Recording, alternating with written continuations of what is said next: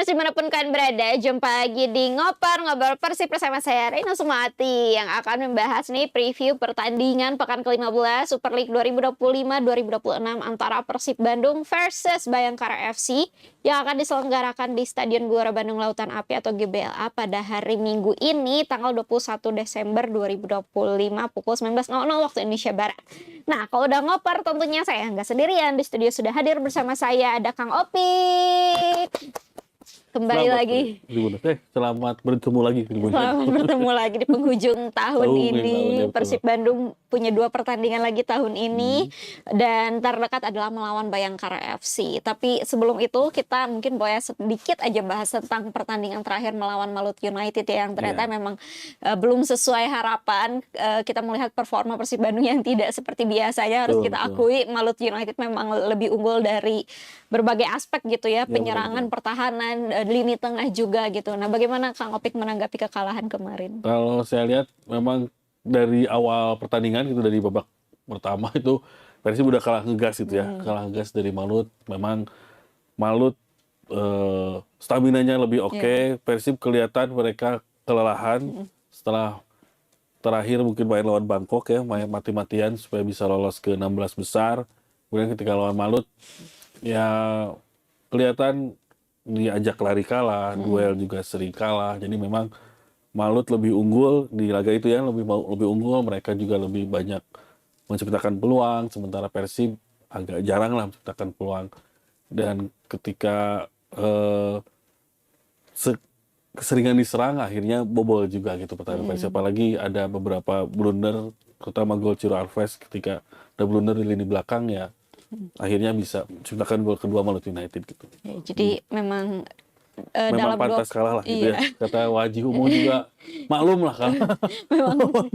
maklum kemarin karena memang ya melihat segi fisik sudah ketika 10 menit 15 menit pertama udah kelelahan lah, seperti yang kecapean itu pemain Persib gitu. Dalam 23 hari sekitar 6 hari 6 pertandingan ya. Itu sangat padat ya, kata Boyan Hodak, siapa yang sanggup menjalani pertandingan sepadat itu. Tapi sebenarnya kemarin saat dalam pertandingan pun skuadnya tidak rotasi-rotasi banget ya sebenarnya. Tidak terlalu banyak rotasi, mungkin hanya di depan ada Andre Ujung yang dipasang sejak menit awal, ada Sadil juga, tapi yang lainnya masih sama Kayak gitu. mungkin dari situ juga terlihat ya para pemainnya kelelahan, dan perjalanannya juga bukan dekat ya Tribuners. Mereka baru datang hari Sabtu pagi ya, ketika akan istilahnya nanti sorenya atau nanti malamnya official training, mereka baru datang ketika hari Sabtu paginya itu. Iya, dan perjalanannya dari Bandung ke Jakarta dulu, dari Jakarta baru ke Ternate, jadi cukup panjang ya. Tapi setelah itu Kang,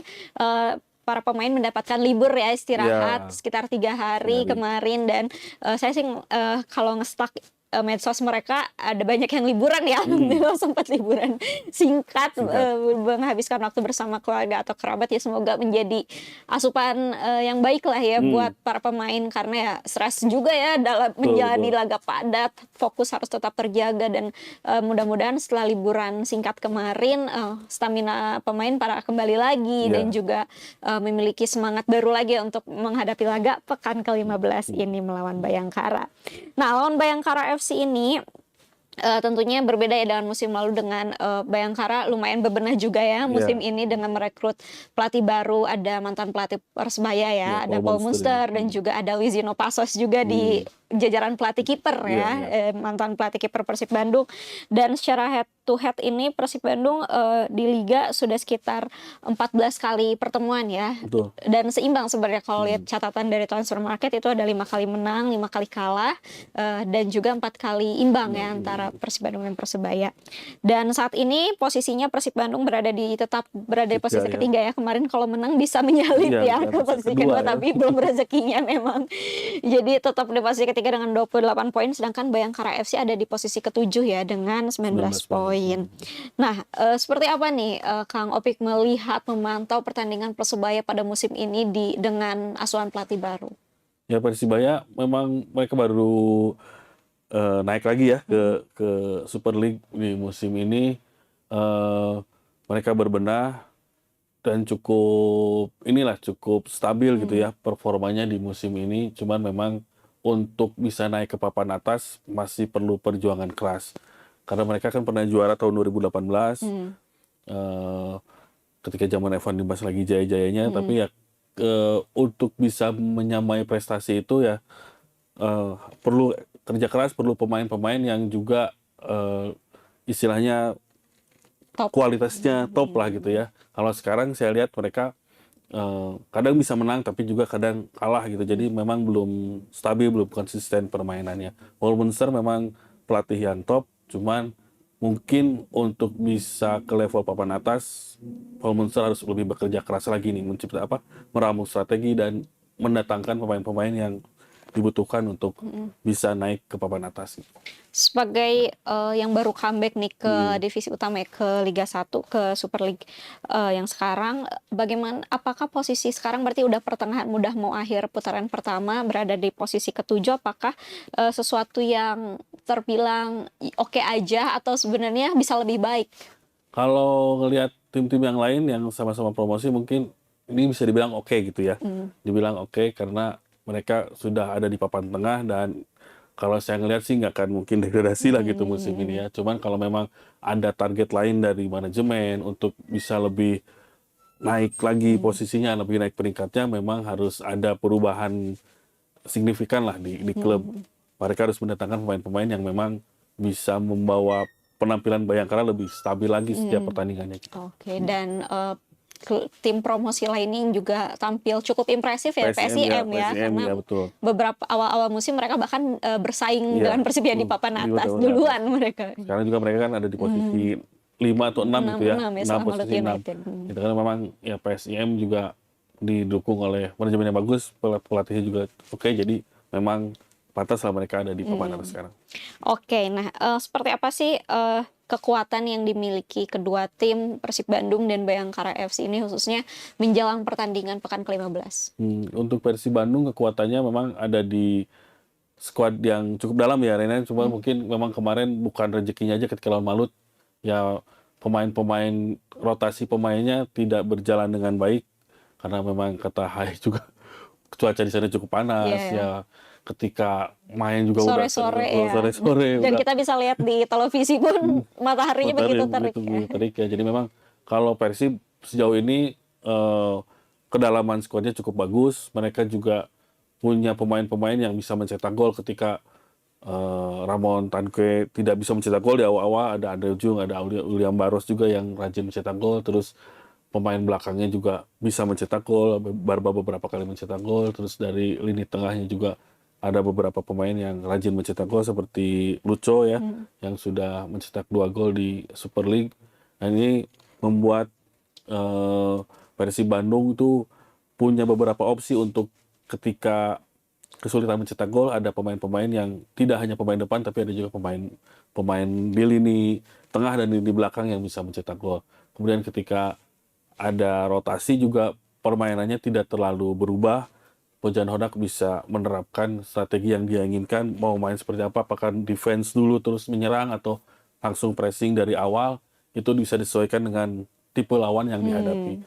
Sementara Bayangkara saya lihat memang di musim ini mereka juga cukup bagus, ada beberapa pertandingan yang bisa dimenangkan dengan perjuangan karena mereka ini pantas lah sekarang ada di posisi 7 dengan capaian sekarang ini ya mereka saya kira juga punya peluang lah untuk bisa naik ke 4 besar atau ke 5 besar gitu.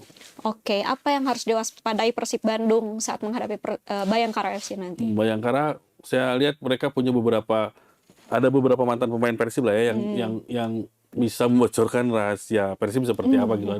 Ada Pasol tadi kata Reina yang dia jadi sekarang di pelatih kiper, terus ada juga Akil Safik, terus ada juga Rian Kurnia pemain sayap, terus memang yang meskipun memang belum jadi pilihan inti lah Rian Kurnia di Bayangkara ya. Terus ada juga Deddy Kusnandar yang mungkin ya kita nggak tahu gimana klausul kontraknya, apakah dia bisa diturunkan lawan Persib atau enggak, tapi setidaknya mungkin memberikan bocoran bahwa seperti ini loh permainan Persib. Dan itu juga yang mungkin nanti diwaspadai oleh Bayangkara FC di laga Minggu nanti.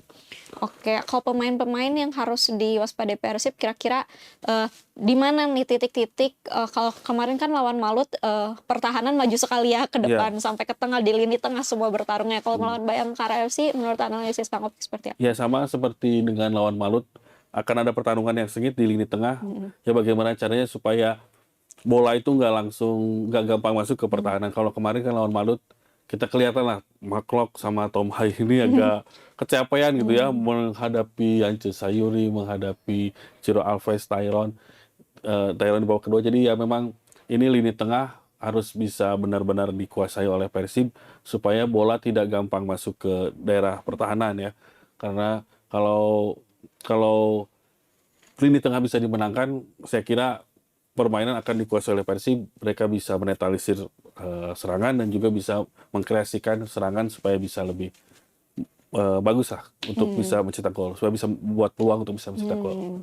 Dan apakah kemarin kan saat lawan Malut menerapkan strategi serangan cepat, lalu juga bermain agresif bahkan 10 menit pertama udah banyak sekali gitu gempuran. Melihat itu apakah akan memprediksi itu akan terjadi juga pada pertandingan selanjutnya? Ya kalau melihat sekarang posisinya kedua tim sama-sama lebih fresh lah gitu ya. Jadi mereka bisa lebih mempraktekkan strategi yang diinginkan oleh pelatih seperti apa. Kalau mereka mau seperti tadi pressing dari awal atau memang mau gegas dari awal, nyerang dari awal, atau memang menerapkan permainan wait and see gitu. Jadi nunggu dulu sih seperti apa sih permainan kedua tim, permainan Bayangkara atau permainan Persib. Jadi mereka akan melakukan kontra strategi lah, dari misalnya Persib bermainan menyerang, Bayangkara mungkin nanti akan lebih dulu bertahan. Tapi kecenderungannya ketika tim yang bermain di GBLA, ketika Persib bermain di kandang, memang Persib selalu ingin mencetak gol lebih dulu, mencetak cepat. Jadi mereka sepertinya akan langsung bermain menyerang untuk bisa mencetak gol lebih dulu. Ya, dengan kondisi yang fresh ya Ya, tentunya kondisi yang sekarang. fresh karena udah liburan kan ya tadi. Udah 2 hari lah nggak megang bola, nggak mikirin bola gitu kan. Nggak lihat klasmen. Iya, Mendingan liburan dulu, kembali lagi ke latihan dengan pikiran yang lebih segar dan lebih fokus untuk lawan Bayangkara.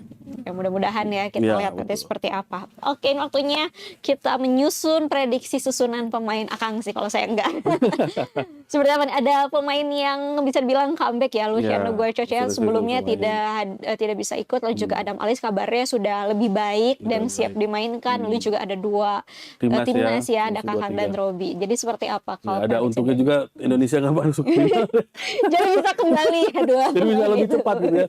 Jadi nggak pusing nih. Hujan Hodak Memilih pemain slot pemain U23 ya untuk lagi. Jadi Tegja meskipun memang ada agak blunder, tapi di pertandingan lalu dia bisa menggagalkan penalti, itu jadi salah satu poin juga ya. Sepertinya Tegja akan tetap jadi andalan lah di lini belakang ya, di bawah Mistar. Kemudian di kanan karena Kakang udah kembali, sepertinya Kakang yang akan jadi ini, meskipun Kakang kan polisi ya. Gak tahu ya nanti melawan tim sendiri, karena tim sendiri Iya, seperti dalam apa. tanda kutip ya. Tapi mungkin Kakang, tapi saya percayalah Kakang profesional, dia akan tetap akan dimainkan di sebagai bek kanan ya. Kemudian Eliano di kiri, untuk tengahnya mungkin Matri Chardi dan Barba sebagai bek tengah. Kemudian pindah ke gelandang, ada duo timnas akan tergantikan kayak Maklok sama Tom Hai, sama karena Lucho sudah bisa main jadi Lucho yang Trio itu kembali ya. trio itu kembali. Kemudian di depannya Ramon saya kira akan dari awal disokong oleh Baros dan Beckham. Beckham. Jadi itu ya susunannya, kita lihat nanti seperti apa, karena lumayan skuadnya udah mulai penuh nih, Iya, cedera juga udah mulai kembali. Dan sekarang waktunya tebak skor tentunya. Skor. Mudah-mudahan nih Persib bisa menang minimal 2-0. 2 gol. Ya, mudah-mudahan 2 gol. Ya. 2-0 membalas kekalahan kemarin 2-0, semoga terbalaskan lagi 2-0 agar tidak tertinggal lah ya. Tapi Persija Jakarta juga pasti ingin menang pekan ini demi memperkecil ketertinggalan mereka dan Borneo juga pasti ingin mempertahankan. Jadi kita harus tetap Persib Bandung maksudnya harus tetap bisa bersaing di papan atas klasemen, apalagi Malut United nih. Ya, sudah beda 3 poin. Kalau Malut menang, Persib kalah ini bisa kesusul gitu. Iya kan, jadi ya mudah-mudahan Persib Bandung pekan ini bisa menampilkan permainan terbaik mereka lagi ya, seperti lawan Bangkok dan juga sebelum-sebelumnya memperpanjang, memulai lagi tren kemenangan untuk pekan-pekan berikutnya. Karena bulan Februari nanti mulai sibuk lagi. Iya, bukan karena ada AFC udah mulai main lagi ya. AFC udah mulai dan akan melakukan laga away home juga ya. Jadi bulan Februari itu babak 16 besar ACL. Jadi ya mumpung lagi libur dulu ACL-nya, kita tanam poin-poin banyak-banyak ya di di Superliga. Oke, kalau gitu Bobotoh dan Tribuners, terima kasih banyak telah menyaksikan. Sekali lagi pertandingan Persib Bandung versus Bayangkara FC akan digelar di Stadion GBLA pukul 19.00 waktu Indonesia Barat. Dan kalau misalnya kalian belum puas dan masih pengen baca-baca lagi informasi seputar Persib Bandung lainnya, bisa langsung aja cek di tribunjabar.id, tribuncirebon.com, dan tribunpriangan.com. Jangan lupa juga untuk like, share, komen, dan subscribe YouTube channel Tribun Jabar Video. Kalau gitu, saya Reina Sukmawati pamit undur diri. Terima kasih telah menyaksikan dan sampai jumpa lagi di ngoper selanjutnya. Dadah. Terima kasih Kang Opi. Sama-sama Reina.